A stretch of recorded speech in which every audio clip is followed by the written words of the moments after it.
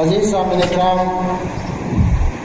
آج اسلامی تاریخ ماہ صفر المظفر کی 6 تاریخ ہے، اور گزشتہ جمعہ ہم نے ماہ صفر اور آج کا مسلمان کے عنوان سے مختصر بیان کیا تھا، جس میں اس مہینے میں عام لوگوں کے باطل نظریات کا رد کیا تھا۔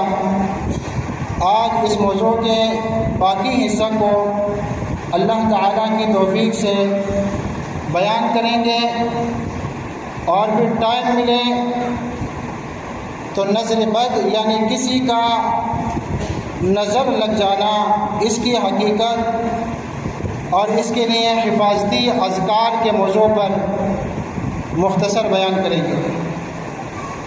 پیارے بھائیوں، ہم نے گزشتہ جمعہ بیان میں قرآن و حدیث کے دلائل سے یہ بات ثابت کی کہ سفر کا مہینہ منحوس نہیں ہے۔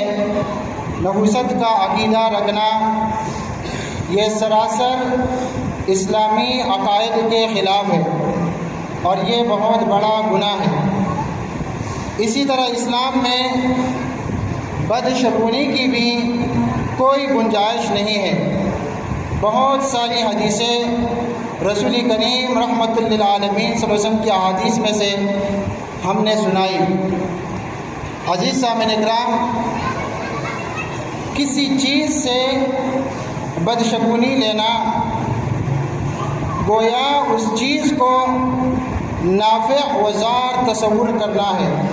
نافع کا معنی کہ یہ چیز آپ کو فائدہ دیتی ہے، اور زار کے معنی یہ چیز آپ کو نقصان پہنچاتی ہے، جبکہ ہمارے اور آپ کے پیارے پیغمبر محمد الرسول اللہ صلی اللہ علیہ وسلم نے فرمایا، وَاعْلَمْ أَنَّ الْأُمَّةَ لَوْ اجْتَمَعَتْ عَلَىٰ أَن يَنفَعُوكَ بِشَيْءٍ لَمْ يَنفَعُوكَ إِلَّا بِشَيْءٍ قَدْ كَتَبَهُ اللَّهُ لَكَ وَلَوْ اجْتَمَعُوا عَلَىٰ أَن يَضُرُّوكَ بِشَيْءٍ لَمْ يَضُرُّوكَ إِلَّا بِشَيْءٍ قَدْ كَتَبَهُ اللَّهُ عَلَيْكَ، کہ رسول اللہ صلی اللہ علیہ وسلم نے فرمایا، جان لو اگر پوری امت جمع ہو کر دنیا کے تمام لوگ جمع ہو جائیں کہ تمہیں کچھ نفع پہنچانا چاہیں تو نہیں پہنچا سکتے، کہ پوری دنیا اور دنیا کے لوگ اگر نفع پہنچانا چاہیں اور اللہ نے وہ آپ کی قسمت میں نہیں لکھی ہیں تو وہ فائدہ آپ کو نہیں پہنچا سکتے ہیں، اور اس سے آپ کو کوئی فائدہ نہیں ہوگا۔ عبدالرحمن بابا نے کہا تھا، بنظر دبے بسر لکشام حسیسات، ایک شخص اندھا ہو، نابینا ہو، تو اس کے لیے دن کا ہونا یا رات کا ہونا یہ تو برابر ہے۔ اگر دن آ جائے، روشنی ہے، سورج نکل آیا، لیکن اس کی اپنی آنکھوں میں روشنی نہیں ہے، اب پوری دنیا روشن ہے لیکن اس کی اپنی آنکھوں میں روشنی نہیں ہے، تو پوری دنیا کی روشنی کا اس کو کچھ فائدہ نہیں ملتا۔ تو رسول اللہ صلی اللہ علیہ وسلم نے فرمایا ہے، وَعَلَّمْ، جان لے، أَنَّ الْأُمَّةَ لَوْ اجْتَمَعَتْ، کہ یہ پوری امت جمع ہو جائے، عَلَىٰ أَن يَنفَعُوكَ بِشَيْءٍ، کہ آپ کو کوئی فائدہ پہنچائے، لَمْ يَنفَعُوكَ، یہ آپ کو فائدہ نہیں پہنچا سکتے، إِلَّا بِشَيْءٍ قَدْ كَتَبَهُ اللَّهُ لَكَ، سوائے اس کے جو اللہ نے تمہارے حق میں لکھ دیا ہے۔ اور اگر پوری امت جمع ہو کر تمہیں کچھ نقصان پہنچانا چاہے تو نہیں پہنچا سکتی، سوائے اس کے جو اللہ سبحانہ و تعالیٰ نے تمہارے حق میں لکھ دیا ہے۔ اور اللہ سبحانہ و تعالیٰ کے اس فرمان کو بھی یاد رکھیں کہ اللہ نے کیا ارشاد فرمایا۔ اللہ نے فرمایا ہے، ما اصاب من مصیبت الا باذن اللہ، کوئی بھی مصیبت اللہ کی اجازت کے بغیر نہیں پہنچ سکتی ہے۔ یہ سورۃ التغابن کی آیت نمبر 11۔ عزیز سامعین کرام، یاد رہے کہ اگر کوئی بدشگونی کی وجہ سے اپنے کسی کام کو انجام نہ دے، ایک شخص سے کام پہ نکلا، راستے میں کالی بلی اس نے دیکھ لی اور واپس لوٹ جائے، گھبرا جائے، تو اس نے شرک کا ارتکاب کیا، وہ شرک کا مرتکب ہوگا، جیسا کہ اللہ کے رسول صلی اللہ علیہ وسلم کی حدیث میں ہے۔ اللہ کے رسول صلی اللہ علیہ وسلم نے فرمایا ہے، الطیرۃ شرک، الطیرۃ شرک، الطیرۃ شرک ثلاثا۔ 3 بار اللہ کے رسول صلی اللہ علیہ وسلم نے فرمایا بدشگونی لینا شرک ہے، بدشگونی شرک ہے، بدشگونی شرک ہے۔ یہ سنن ابی داؤد کی حدیث ہے۔ لیکن محترم سامعین کرام، ہم نے دیکھا کہ آج بھی بہت سے مسلمان بھائی بہنیں بدشگونی لیتے ہیں، ستاروں، زائچوں اور ہاتھ کی لکیروں اور مختلف بے بنیاد توہمات کو اپنی قسمت کا ماخذ سمجھ بیٹھے ہیں۔ یہ عمل نہ صرف ایمان کو کمزور کرتا ہے بلکہ اللہ سبحانہ و تعالیٰ پر توکل اور بھروسہ ختم کر دیتا ہے۔ یاد رکھیے، قسمت اور کامیابی اور ناکامی کا فیصلہ، قسمت، کامیابی اور ناکامی کا فیصلہ کون کرتا ہے؟ کہ کالی بلی نہیں، کوئی اور مخلوق نہیں، بلکہ صرف اور صرف اللہ تعالیٰ کے ہاتھ میں ہے۔ اسی حقیقت کو ایک صاحب دل شاعر نے کتنی سادگی مگر گہرائی سے بیان کیا ہے۔ شاعر کہتا ہے، یہ ستارے تیری تقدیر کی کیا خبر دیں گے، یہ تو خود گردش افلاک میں ہے خار و زبوں۔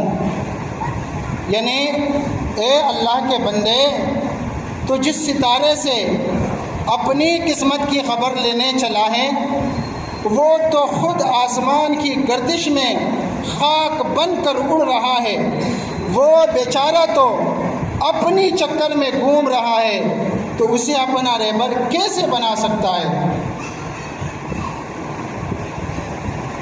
فراڈی قسم کے لوگ کہتے ہیں، بھائی آپ کا ستارہ گردش میں ہے، بھائی کیا کرنا چاہیے؟ اتنے 1000 روپے لاؤ، میں آپ کے لیے کاٹ کروں، دم کروں، یہ کروں، آپ کا ستارہ روشن ہو جائے گا۔ عجیب بات ہے، ستارہ بلندیوں میں اپنی چکر میں اپنی گردش میں گھوم رہا ہے، اور تو کہتا ہے یہ چیزیں لاؤ، اور آپ کا اور فلاں کا ستارہ گردش میں ہے۔ تو اے پیر فقیر، اے ملا، آپ کو کس نے یہ بات سمجھا دی اور کہاں سے آپ پر وحی نازل ہوئی کہ فلاں شخص کا ستارہ گردش میں ہے؟ یہ ستارے تیری تقدیر کی کیا خبر دیں گے، یہ تو خود گردش افلاک میں ہے خار و زبوں۔ یعنی اللہ کے بندے، تو جس ستارے سے اپنی قسمت کی خبر لینے چلا ہے، وہ تو خود آسمان کی گردش میں خاک بن کر اڑ رہا ہے، وہ بیچارہ تو اپنی چکر میں گھوم رہا ہے، تو اسے اپنا رہبر کیسے بنا سکتا ہے؟ اور نجومی کہتے ہیں نا کہ آپ کا ستارہ گردش میں ہے، یہ سب جھوٹ، یہ بے بنیاد باتیں ہیں، یہ لوگوں کو دھوکہ دینے کے لیے ہیں۔ پیارے بھائیوں، سارے ستارے اپنی اپنی گردش میں ہمیشہ ہوتے ہیں، ہر وقت اپنی چکر میں ہوتے ہیں، اور یہ آپ سے کہتے ہیں اس وقت آپ کا ستارہ گردش میں۔ آپ ان سے یہ نہیں کہتے کہ یہ ستارے تو ہر وقت گردش میں ہیں۔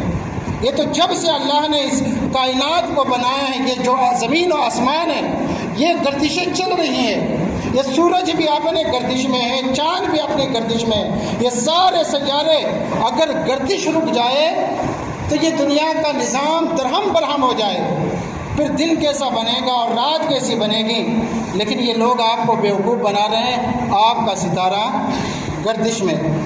اور پھر اسی طرح کچھ لوگ ہاتھ کی لکیروں کو پڑھوا کر اپنی تقدیر جاننا چاہتے ہیں، حالانکہ قرآن و سنت ہمیں یہ سکھاتے ہیں کہ قسمت لکھنے والا صرف ایک اللہ ہے۔ اور ایسے فریب خوردہ لوگوں کے لیے شاعر نے کیا ہی زبردست ایمان جگاتا ہوا شعر کہا ہے، مت جائیے اپنے ہاتھ کی لکیروں پر جناب، مت جائیے اپنے ہاتھ کی لکیروں پر جناب، قسمت تو ان کی بھی ہوتی ہیں جن کے ہاتھ نہیں ہوتے۔ کیا بات ہے یہ شعر اللہ تعالیٰ کی قدرت اور فضل کا اعلان کرتا ہے کہ جو بے ہاتھ ہیں وہ بھی اللہ کے فضل سے محروم نہیں ہے، تو جس کے ہاتھ ہیں وہ کسی لکیریں پڑھنے والے انسان کے محتاج کیوں ہو سکتے؟ اے مسلمان، اپنی قسمت کو کسی ستارے، کسی پیر فقیر، کسی لکیریں پڑھنے والے، کسی وہم پرستی کے حوالے نہ کر، تو اپنے رب کی طرف لوٹ آ، اسی پر بھروسہ کر اور اسی کی تقدیر پر راضی رہ۔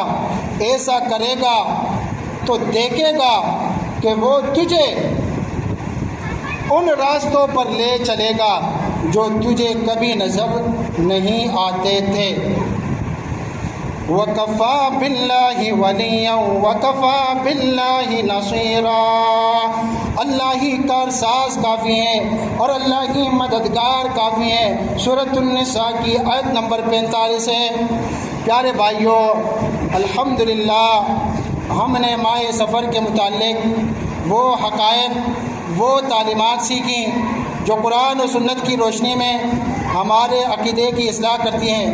ہم نے سیکھا نمبر 1 کہ ماہ سفر کے لغوی معنی خالی ہونا ہے، منحوس ہونا نہیں، ہرگز نہیں، اور یہ نام عربوں کی معاشرتی حالت اور جنگی تیاری کے سبب رکھا گیا جب ان کے گھر اور شہر خالی ہو جاتے تھے اس مہینے میں۔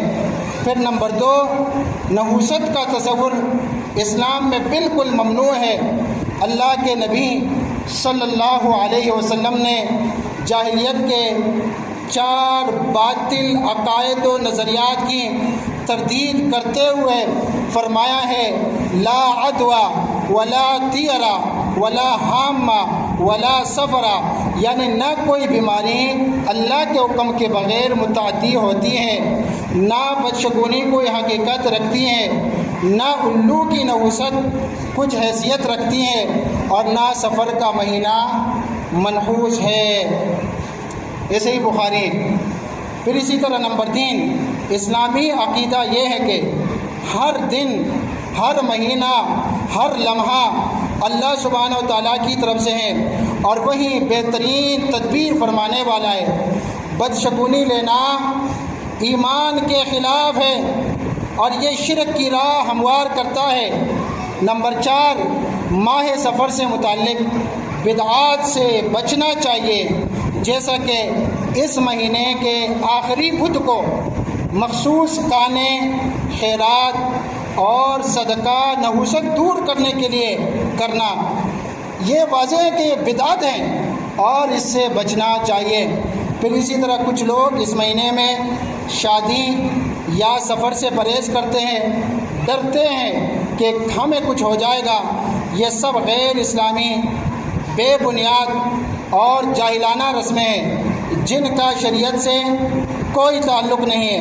ذوقار سامعین اکرام، حقیقی مومن وہ ہے جو اللہ پر بھروسہ کرے اور حالات میں خیر تلاش کرے اور سنت کی روشنی میں اپنی زندگی گزارے۔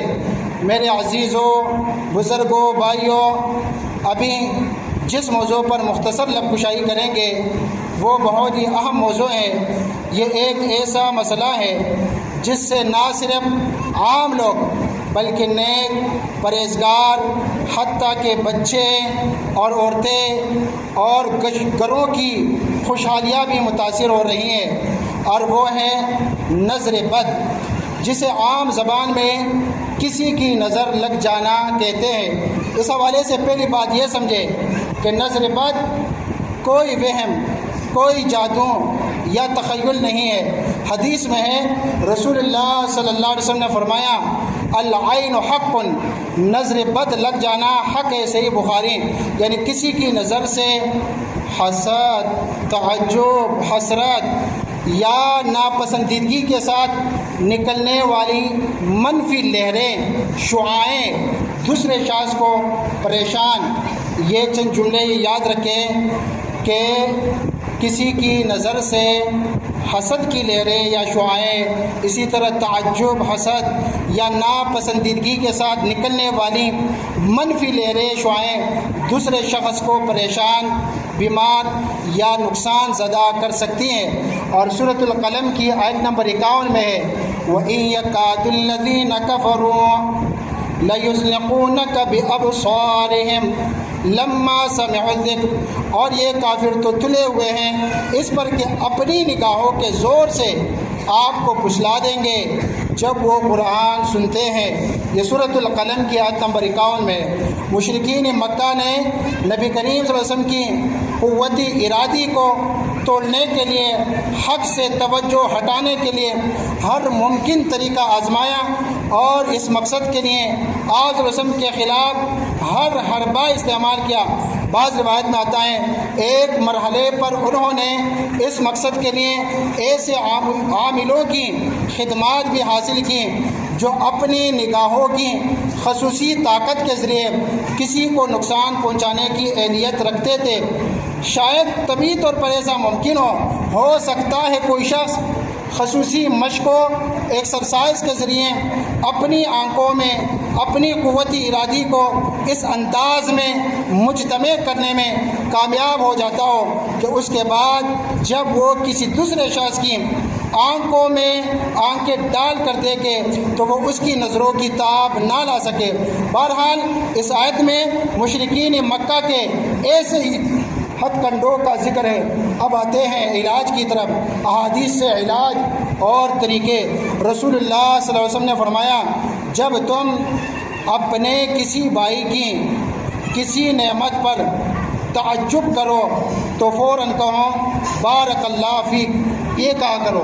ایسا نہ ہو ایک شخص جا رہا ہے، اس کے ساتھ ایک چھوٹا سا معصوم بچہ جا رہا ہے، اب وہ معصوم بچہ کو نظر آتا ہے اور آپ کہتے ہیں کہ کتنا صحت مند بچہ ہے، آپ ماشاءاللہ نہیں کہتے ہیں اور کہتے ہیں کہ کتنا صحت مند بچہ ہے وغیرہ، تو پھر آگے جا کر اسی بچے کو بعض دفعہ نقصان پہنچتا ہے۔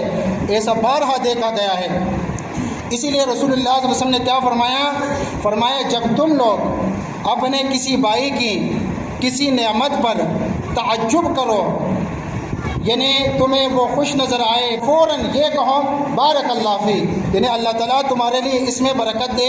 پیارے بھائیو، اس حدیث سے پتہ چلتا ہے کہ حسد کی بجائے دعا دو تاکہ تمہاری نظر کسی کو نقصان نہ دے۔